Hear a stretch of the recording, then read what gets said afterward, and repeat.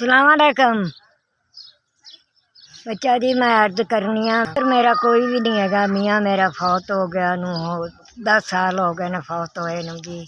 मैनू अखां दी बड़ी तकलीफ हैगी है ते अखां मैं जरूरी मेरी मदद करो। मेरा अल्लाह तुहानू मेरिया अखां खराब है ने, मदद दवाई दुआरे जोगे पैसा नहीं हैगा जी। मैं ना कोई मियाँ जी ते ना कोई पुत्र सिर ते हैगा, करन कमाउण वाला कोई भी नहीं हैगा।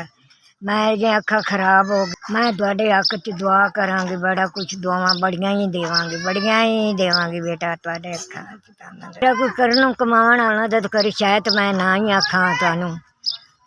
कोई भी नहीं दुनिया ते हैगा, ना कोई कख भी नहीं हैगा। रब तो सौ तुसी है, बस मदद करो मेरी, रब सच्चा अल्लाह पाक तुहानू।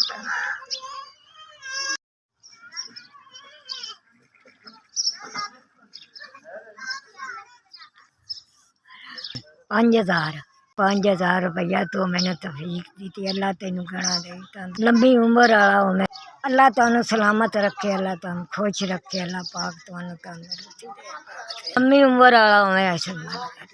अल्लाह तुहाडे बच्चों नू खैर होवे, अल्लाह तुहाडे सारे खाने तंदुरुस्ती दे, लंबी उम्र वाले हो।